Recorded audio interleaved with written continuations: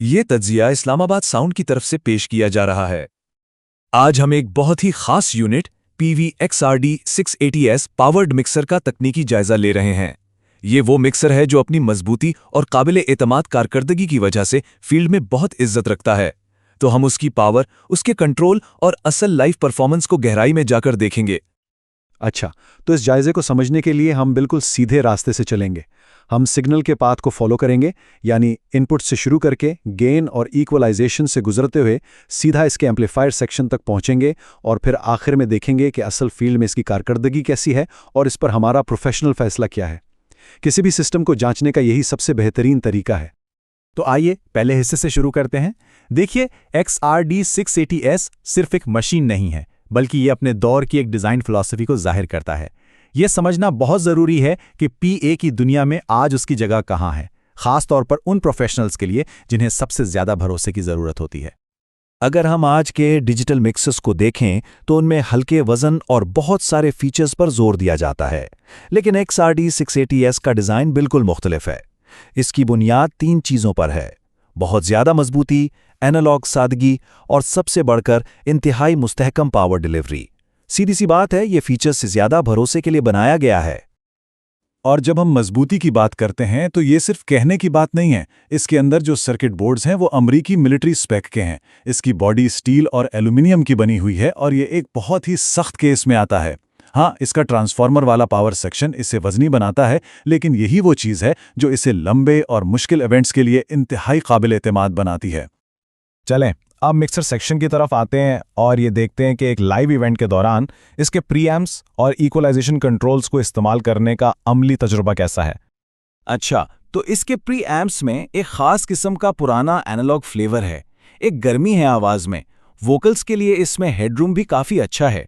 लेकिन एक बात जहन में रखने वाली है, अगर बहुत सारे चैनल्स को एक साथ बहुत ज़्यादा पुश किया जाए तो ये नए डिजिटल यूनिट्स के मुकाबले में थोड़ा जल्दी अपनी हद तक पहुंच सकता है। इसके कंट्रोल्स बहुत प्रैक्टिकल हैं। हर चैनल पर जो 3 बैंड EQ है वो आवाज़ को बेहतर बनाने के लिए काफ़ी मौसर है, लेकिन इसकी असल ताकत है इसका ग्राफिक EQ जो मेन आउटपुट पर दिया गया है। किसी भी लाइव इवेंट में, खासतौर पर बंद हॉल्स में, फीडबैक को कंट्रोल करने और कमरे की अकूस्टिक्स को काबू में रखने के लिए ये एक इंतहाई ज़रूरी टूल है।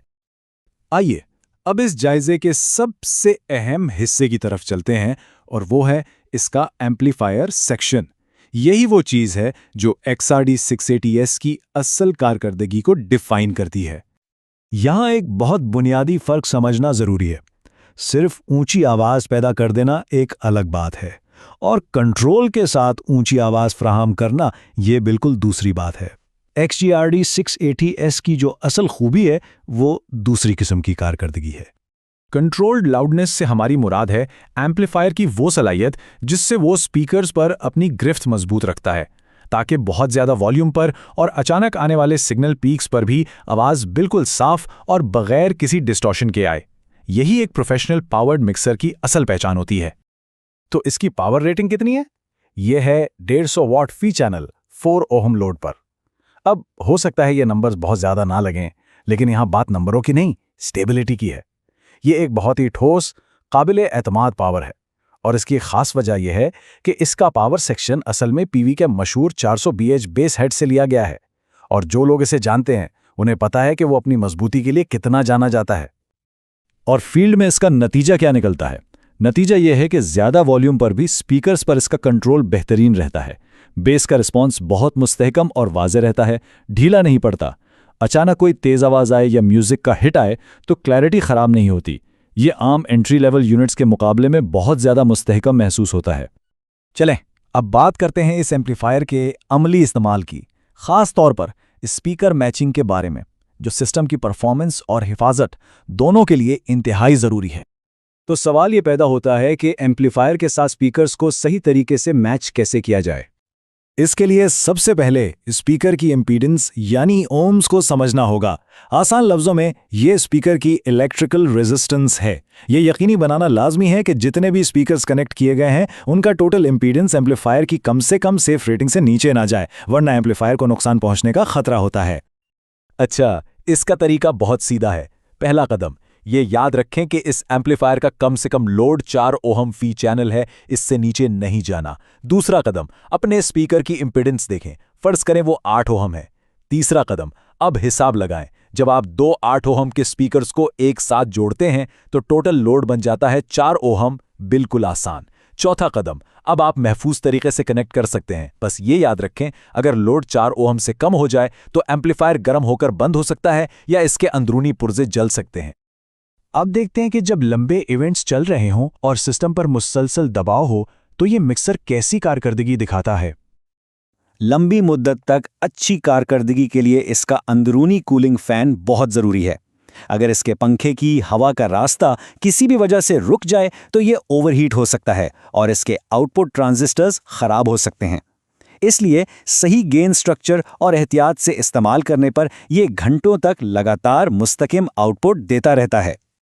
अगर हम हकीकी इवेंट्स की बात करें तो इसकी कारकर्दगी बहुत अच्छी है। जिन प्रोग्राम्स में बहुत सारे माइक्रोफोन इस्तेमाल होते हैं वहाँ ये बहुत पुरएतमाद और साफ आवाज़ देता है। डीजे प्रोग्राम्स में भी इसकी बेस मुस्तहकम रहती है। बंद हॉल्स में इसका ग्राफिक EQ बहुत काम आता है और छोटे आउटडोर इवेंट्स के लिए भी इसकी पावर काफ़ी है। तो अब इन तमाम बातों को इकट्ठा करके एक ख़त्मी नतीजे पर आते हैं कि आखिर ये मिक्सर किन लोगों के लिए सबसे ज़्यादा मौजू है। देखिए, ये मिक्सर छोटे से दरमियाने दर्जे के sound providers, डीजेज, community centres, schools और छोटे बैंड्स के लिए एक बेहतरीन इंतखाब है। ये ख़ास तौर पर उन हालात के लिए है जहां डिजिटल फीचर्स के बजाय एक मुस्तहकम एनालॉग पावर को ज़्यादा अहमियत दी जाती है। अपनी क्लास और कीमत के लिहाज से ये पैसे का बेहतरीन नेमुल बदल है।